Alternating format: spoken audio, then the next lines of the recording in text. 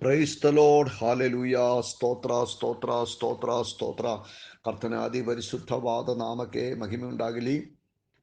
2021 ಇಸುವೆ April ತಿಂಗಳು 20ನೇ ತಾರೀಕು ಮಂಗಳವಾರ ಬೆಳಗ್ಗೆ ಕರ್ತನ ಪಾದ ಸಮ್ಮುಖದಲ್ಲಿ ಬಂದು ಕರ್ತನನ್ನು ಸ್ತುತಿ ಮಾಡಿ ಆತನನ್ನು ಕೊಂಡಾಡುವಂತೆ ಕರ್ತನು ನಮ್ಮ ಜೀವಮಾನದಲ್ಲಿ ಕೊಟ್ಟ ಒಳ್ಳೆಯ ಅವಕಾಶಕ್ಕಾಗಿ ಕರ್ತನನ್ನು ಸ್ತುತಿಸೋಣ, ಕರ್ತನನ್ನು ಕೊಂಡಾಡೋಣ.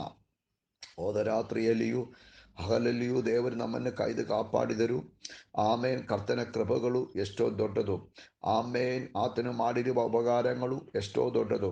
ಎಲ್ಲ ವಿಷಯಗಳನ್ನು ನೆನೆಸಿ ಕರ್ತನನ್ನು ಮಹಿಮೆಪಡಿಸುವ. ಆಮೇನ್. ಯೆಹೋವ ಒಳ್ಳೆಯವನು, ಆತನ ಕರುಣೆಯು ಶಾಶ್ವತವಾಗಿ ಅದೇ. ಯೆಹೋವ ಒಳ್ಳೆಯವನು, ಆತನ ಕರುಣೆಯು ಶಾಶ್ವತವಾಗಿ ಅದೇ. ಆಮೇನ್. ನನ್ನ ಮನವೇ ಯೆಹೋವನನ್ನು ಕೊಂಡಾಡು, ನನ್ನ ಅಂತರಂಗವೇ ಆತನ ಪರಿಶುದ್ಧ ನಾಮವನ್ನು ಕೊಂಡಾಡು. ಆಮೇನ್. ಆತನು ಮಾಡಿರುವ ಉಪಕಾರಗಳಲ್ಲಿ ಒಂದನ್ನು ಮರೆತು ಬಿಡಬೇಡ. ಎಲ್ಲ ನೆನೆಸಿ ಕರ್ತನೆ ಮಹಿಮೆಪಡಿಸೋಣ. 50ನೇ ಕೀರ್ತನದಲ್ಲಿ ಈ ಪ್ರಕಾರವಾಗಿ ಬರೆದಾರೆ. ಅದನ್ನ 14ನೇ ವಾಕ್ಯ ಮತ್ತು 15ನೇ ವಾಕ್ಯ. ಆಮೇನ್. ದೇವರಿಗೆ ಸ್ತೋತ್ರವನ್ನು ಅರ್ಪಿಸು, ಮಹೋನ್ನತನಿಗೆ ನಿನ್ನ ಪ್ರಮಾಣಗಳನ್ನು ಸಲ್ಲಿಸು. ಇಕ್ಕಟ್ಟಿನ ದಿವಸದಲ್ಲಿ ನನ್ನನ್ನು ಕರೆ, ನಾನು ನಿನ್ನನ್ನು ತಪ್ಪಿಸಿ ಬಿಡುವನು. ಆಹಾ, ನನ್ನನ್ನು ಗಣಪಡಿಸುವಿ. 23ನೇ ವಾಕ್ಯ.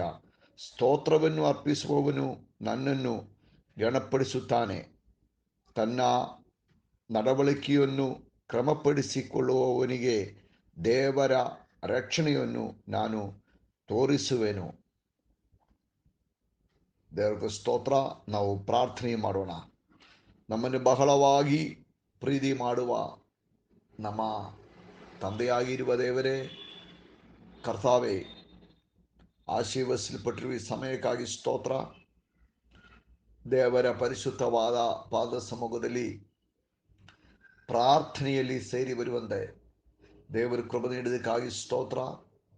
ಈ ಪ್ರಾರ್ಥನಾ ಶಬ್ದದಲ್ಲಿ ಇರುವ ಪ್ರತಿಯೊಂದು ಮಕ್ಕಳಿಗಾಗಿಯೂ ಪ್ರಾರ್ಥಿಸುತ್ತೇನೆ. ಅವರೆಲ್ಲವರನ್ನು ಆಶೀರ್ವಾದ ಮಾಡು, ಬಲಪಡಿಸು. ದೇವರ ಕೃಪೆಯಿಂದ ದೇವರೇ ತುಂಬಿಸುವಂತೆ ಪ್ರಾರ್ಥಿಸುತ್ತೇನೆ ಸ್ವಾಮಿ. ಕರ್ತಾವೇ, ನೀವು ಮಹೋನ್ನತನು, ಉನ್ನತನು. ಆಮೇನ್. ನಮ್ಮ ಬಲಹೀನತೆಗಳಲ್ಲಿ ಸಹಾಯಕನೂ ಆಗಿದ್ದಾರೆ. ಆಮೇಲೆ ನಿಮ್ಮ ಕನ್ನಿಗಾರದಿಂದ ಇದುವರೆಗೂ ನಾವು ಜೀವಂತವಾಗಿದ್ದರು. ಆಮೇಲೆ ಮುಂದೆಯೂ ನಿಮ್ಮ ದಯೆಯಲ್ಲಿಯೂ ಕರುಣೆಯಲ್ಲಿಯೂ ನಾವು ಭರವಸೆ ಬಿಡುತ್ತೇವೆ ಸ್ವಾಮಿ. ಆಮೇನ್. ಇವತ್ತು ಎಲ್ಲ ಮನಗಳಲ್ಲಿಯೂ ನಿಮ್ಮ ಬಿಡುಗಡೆಯ ಕಾರ್ಯವನ್ನು, ನಿಮ್ಮ ಸಾನ್ನಿಧ್ಯವನ್ನು ಇಳಿಯುವಂತೆ ಪ್ರಾರ್ಥನೆ ಮಾಡುತ್ತೇನೆ. ಅಪ್ಪ, ರೋಗಿಗಳು ಸೌಖ್ಯವಾಗಲಿ. ಪ್ರತ್ಯೇಕವಾಗಿ ಹಾರ್ಟಿನ ಸಂಬಂಧವಾಗಿರುವ ರೋಗಗಳು ಯೇಸು ಕ್ರಿಸ್ತನ ನಾಮದಲ್ಲಿ ಹೀಲಾಗುವಂತೆ. ಆಮೇನ್. ಹೃದಯದ ಒಳಗಡೆ ಉರಿಗಳು, ನೋವುಗಳು ಸೌಖ್ಯವಾಗುವಂತೆ ಪ್ರಾರ್ಥಿಸುತ್ತೇನೆ. ಆಮೇನ್. ಅದೇ ಪ್ರಕಾರವಾಗಿ ಆಮೇನ್. ಕಣ್ಣಲ್ಲಿ ಆಮೇನ್ ಇರುವ ಎಲ್ಲ ರೋಗಗಳು, ಕಣ್ಣು ಸಂಬಂಧವಾಗಿರುವ ರೋಗಗಳು ಯೇಸುವಿನ ನಾಮದಲ್ಲಿ ಸೌಖ್ಯವಾಗಲಿ. ಆಮೇನ್. ಕರ್ತಾವೇ, ಪೂರ್ಣವಾದ ಆರೋಗ್ಯವು ಆಮೇನ್ ಎಲ್ಲ ರೋಗಿಗಳಿಗೂ ಉಂಟಾಗುವಂತೆ ಇವತ್ತು ಪ್ರತ್ಯೇಕ ಬಿಡುಗಡೆಗಳು ನಡೆಯುವಂತೆ ಪ್ರಾರ್ಥಿಸುತ್ತೇನೆ. ಕೋವಿಡ್ ರೋಗಿಗಳಿಗಾಗಿ ಪ್ರಾರ್ಥನೆ ಮಾಡುತ್ತೇನೆ. ಐಸೋಲೇಷನ್, ವೆಂಟಿಲೇಟರ್, ಆಮೇನ್ ICUಗಳಲ್ಲಿ ಆಗಿರುವ ವ್ಯಕ್ತಿಗಳಿಗಾಗಿ ಪ್ರಾರ್ಥಿಸುತ್ತೇನೆ. ಆಮೇನ್. ಆಕ್ಸಿಜನ್ ಸಹಾಯದಿಂದ ಆಮೇನ್ ಇರುವ ಮಕ್ಕಳಿಗಾಗಿ ಪ್ರಾರ್ಥಿಸುತ್ತೇನೆ. ಅವರೆಲ್ಲವರನ್ನು ಬಿಡಿಸು ಸ್ವಾಮಿ, ಸೌಖ್ಯವನ್ನು ನೀಡಿ. ಆಮೇನ್. ಸೌಖ್ಯದಾಯಕನಾಗಿರುವ ಗಣವೈದ್ಯನಾಗಿರುವ ಯೇಸುವಿನ ನಾಮದಲ್ಲಿ ಅವ್ರಿಗೂ ಕಂಪ್ಲೀಟ್ ಹೀಲಾಗುವಂತೆ ಪ್ರಾರ್ಥಿಸುತ್ತೇನೆ. ಕರ್ತಾವೇ, ಅಪ್ಪ, ಆಮೇನ್. ಅದೇ ಪ್ರಕಾರವಾಗಿ ಕೆಲಸ ಜಾಗದಲ್ಲಿ ಕಷ್ಟಗಳಿರುವವರೆಗೂ ಆಗಿ ಪ್ರಾರ್ಥಿಸುತ್ತೇನೆ. ಆಮೇಲೆ ಕೆಲಸದಲ್ಲಿ ಒಂದು ಇಂಪ್ರೂವ್ಮೆಂಟ್ ಉಂಟಾಗಬೇಕು, ಸ್ಯಾಲರಿ ಇನ್ಕ್ರೀಸ್ ಆಗಬೇಕು, ಅದಕ್ಕಾಗಿ ಪ್ರಾರ್ಥನೆ ಮಾಡ್ತೇನೆ. ಬಿಸಿನೆಸ್ಗಳು ಆಶೀರ್ವಾದವಾಗಿ ನಡೆಯುವಂತೆ ಪ್ರಾರ್ಥಿಸುತ್ತೇನೆ. ಅದೇ ಪ್ರಕಾರವಾಗಿ ಕರ್ತಾವೇ, ಸಾಲಾಭಾರಗಳಿಂದ ನಿಮ್ಮ ಜನರನ್ನು ಬಿಡಿಸು ಸ್ವಾಮಿ. ಆಮೇಲೆ ಸಾಲಾಭಾರಗಳಲ್ಲಿ ಸಿಕ್ಕಾಕೊಂಡು ಆಮೇಲೆ ತುಂಬ ನೋವಲ್ಲಿ ಇರುವುದಿದ್ದಾರೆ. ಯೇಸುವಿನ ನಾಮದಲ್ಲಿ ಅವ್ರಿಗೆ ದಾರಿಗಳು ಓಪನ್ ಮಾಡಿಕೊಟ್ಟು ನನ್ನ ತಂದೆ ಒಂದು ಅದ್ಭುತಕರವಾದ ಬಿಡುಗಡೆಯು ಆಮೇಲೆ ಕೊಡುವಂತೆ ಪ್ರಾರ್ಥಿಸುತ್ತೇನೆ ಸ್ವಾಮಿ. ಯೇಸುವೇ, ಪ್ರಾರ್ಥನೆ ಕೇಳಿದಕ್ಕಾಗಿ ಸ್ತೋತ್ರ. ಇವತ್ತಿನ ವಾಕ್ಯವನ್ನು ಆಶೀರ್ವಾದ ಮಾಡು. ನಿಮ್ಮ ಕೃಪೆಯಿಂದ ನಮ್ಮನ್ನು ತುಂಬಿಸು. ಯೇಸುವಿನ ನಾಮದಲ್ಲಿ ತಂದೆ. ಪ್ರಿಯರೇ, ಇವತ್ತಿನ ಚಿಂತಕ್ಕಾಗಿ ಲೂಕನವರ ಸುವಾರ್ತೆ 7ನೇ ಅಧಿಕಾರ ಅದರ 13ನೇ ವಾಕ್ಯ. ಕರ್ತನು ಆಕೆಯನ್ನು ನೋಡಿ ಆಕೆಯ ಮೇಲೆ ಕನಿಕರಪಟ್ಟು ಆಕೆಗೆ ಅಳಬೇಡ ಅಂದನು. ಪ್ರಿಯರೇ, ಇದು ಒಂದು ಹೃದಯ ಸ್ಪರ್ಶಿಯಾಗಿರುವ ಸಂಭವ. ಯೇಸು ಕ್ರಿಸ್ತನು ತನ್ನ ಸೇವೆಯ ಮಧ್ಯದಲ್ಲಿ ನಯೀನ್ ಎಂಬುದಾಗಿರುವ ಒಂದು ಊರಿಗೆ ಹೋದರು. ಆ ಊರಿನ ಎಂಟ್ರನ್ಸಲ್ಲಿ ಬಂದಾಗ, ಬಾಗಿಲಲ್ಲಿ ಬಂದಾಗ, ಒಳಗಡೆ ಹೋಗುವ ಆ ಬಾಗಿಲಲ್ಲಿ ಬಂದಾಗ ಒಂದು ಹೆಣವನ್ನು ಎತ್ತುಕೊಂಡು ಜನರು ಬರುವುದು ಆತನು ನೋಡಿದರು. ನಯೀನ್ ಎಂಬುದಾಗಿರುವ ಊರಿನ ಆಮೇಲೆ ಅರ್ಥವೇನೆಂದರೆ, ನಯೀನ್ ಎಂದರೆ ಸುಂದರವಾಗಿರುವುದು, ಬ್ಯೂಟಿಫುಲ್ ಆಗಿರುವುದು ಎಂಬುದಾಗಿ. ಆದರೆ ಆ ಬ್ಯೂಟಿಫುಲ್ ಆಗಿರುವ ಊರು, ನಾವು ಅದನ್ನ ಒಳಗಡೆ ಆಮೇಲೆ ಆತನದ್ದು ಊರು ಒಳಗಡೆ ಹೋಗುವಾಗ ನಮ್ಮ ಮನಸ್ಸಲ್ಲಿ ಒಳ್ಳೆಯ ಚಿಂತೆಗಳಿರ್ತದೆ, ತುಂಬ ಚೆನ್ನಾಗಿರುತ್ತಾರೆ ಎಂಬುದಾಗಿ. ಆದರೆ ಆಮೇಲೆ ನೋಡುವುದು ಅದನ್ನ ಎಂಟ್ರನ್ಸಲ್ಲಿ ಬಂದಾಗ ದೊಡ್ಡ ಗೋಳಾಟ. ಆಮೇಲೆ ಒಂದು ತಾಯಿಗೆ ಒಂದೇ ಒಂದು ಮಗು, ಇನ್ನೂ ಮಕ್ಕಳಿಲ್ಲ, ಮತ್ತೆ ಅವಳ ಯಜಮಾನರು ತೀರಿ ಹೋಗಿ ಅವಳು ವಿಧವಳಾಗಿದ್ದಾಳೆ. ಆಮೇಲೆ ಅವಳ ಮಗು ತೀರಿ ಹೋಗಿ ಅವಳು ಗೋಳಾಡಿಕೊಂಡು ಹೆಣದ ಜೊತೆಯಲ್ಲಿ ಬರ್ತಾ ಇದೆ. ಎಲ್ಲವರು ನಿಸ್ಸಹಾಯರಾಗಿ ಅವಳ ಜೊತೆಯಲ್ಲಿ ಅಳುತ್ತಾ ಇರ್ಬೋದು. ಆದರೆ ನೋಡಿ ದೇವರ ಮಕ್ಕಳೇ, ಯಾರಿಗೂ ಅವಳ ಈ ಕಷ್ಟದಲ್ಲಿ ಅವಳಿಗೆ ಸಹಾಯ ಮಾಡೋಕ್ಕಾಗಲ್ಲ. ಯಾಕೆಂದರೆ ಅವಳ ಕಷ್ಟ ಪರಿಹಾರ ಮನುಷ್ಯನ ಪರಿಹಾರ ಮಾಡೋಕ್ಕಾಗದಂತೆ ದೊಡ್ಡದಾಗಿದ್ದರು, ಅಸಾಧ್ಯವಾಗಿರುವ ಕಾರ್ಯವಾಗಿದ್ದರು. ಆದರೆ ಆ ಯೇಸು ಕ್ರಿಸ್ತನು ಆ ಬಾಗಿಲಲ್ಲಿ ಬಂದು ಅವಳ ಹತ್ರ ಹೇಳಿದರು,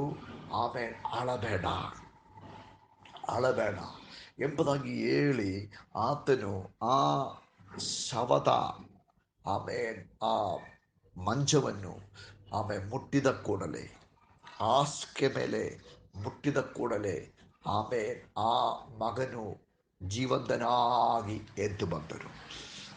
ಆ ಮಗನೇ ಅವಳಿಗೂ ಕೊಟ್ಟು. ನೋಡಿ, ಎಷ್ಟು ದೊಡ್ಡ ಒಂದು ಅದ್ಭುತ ಇದು. ನಮಗಾಗಿ ಪ್ರಾಣ ಕೊಟ್ಟು ಸತ್ತು ಊದಲ್ಪಟ್ಟು ಜೀವಂತವಾಗಿ ಬಂದ ಯೇಸುವಿಗೆ ಮಾತ್ರ ಸಾಧ್ಯವಾಗುವುದು. ಅವಳ ವಿಷಯ ಈ ಭೂಮಿಯಲ್ಲಿ ಯಾರಿಂದಲೂ ಪರಿಹಾರ ಮಾಡೋಕ್ಕಾಗಲ್ಲ. ಆದರೆ ಯೇಸುವಿನ ಮುಂದೆ ಆ ವಿಷಯ ಬಂದಾಗ ಆ ವಿಷಯಕ್ಕೆ ಪೂರ್ಣವಾದ ಬಿಡುಗಡೆಯು ಉಂಟಾಗಿದೆ. ಅವಳ ದುಃಖಗಳು ಸಂತೋಷವಾಗಿ ಮಾರಲ್ಪಟ್ಟರು. ಅವಳ ಯೋಜನೆಗಳು ಚೇಂಜ್ ಆಯಿತು. ಅವಳ ಗೋಳಾಟವು ಕುಣಿದಾಟವಾಗಿ ಮಾರಲ್ಪಟ್ಟರು. ಸಂತೋಷವು ಅಲ್ಲಿ ಉಕ್ಕಿ ಬಂದರು. ಅಳುವಿಕೆ ನಿಂದರು. ಯಾಕೆ? ಕ್ರಿಸ್ತನು ಅಲ್ಲಿ ಬಂದು ಅವಳ ವಿಷಯಕ್ಕೆ ಮುಟ್ಟಿ ಪರಿಹಾರವನ್ನು ಮಾಡಿದರು. ಆ ಕಾಲದಲ್ಲಿ ಯೇಸು ಇತ್ತು, ಯೇಸು ಹಂಗೆ ಮಾಡಬಹುದು. ಈ ಕಾಲದಲ್ಲಿ ಯೇಸು ಫಿಸಿಕಲ್ ಆಗಿ ಇಲ್ವಲ್ಲ ಎಂಬುದನ್ನು ಯೋಚನೆ ಮಾಡಿದರೆ, ಹೌದು, ಆತ್ಮಸ್ವರೂಪಿಯಾಗಿ ಆತನು ಇವತ್ತು ನಮ್ಮ ಮಧ್ಯದಲ್ಲಿ ಉಂಟು. ನಾವು ಆತನ ಮುಂದೆ ಆತನ ನಾಮವನ್ನು ಕರೆಯುವಾಗ ಆತನ ಆತ್ಮನು ಚಲಿಸಕ್ಕೆ ಶುರುವಾಗುತ್ತದೆ. ನಮ್ಮ ವಿಷಯದ ಮೇಲೆ ಎಷ್ಟು ದೊಡ್ಡ ವಿಷಯವಾಗಲಿ, ಮನುಷ್ಯನಿಂದ ಇನಿಯೊಂದು ಪರಿಹಾರ ಇಲ್ಲದಿರಲಿ, ಎಲ್ಲರೂ ಕೈ ಬಿಡಲ್ಪಟ್ಟ ವಿಷಯವಾಗಲಿ, ಆರಿಂದಲೂ ಒಂದು ನಿರೀಕ್ಷೆಯ ಮಾತು ನಿಮ್ಮ ಕಿವಿಯಲ್ಲಿ ಬೀಳಾದಿರಲಿ.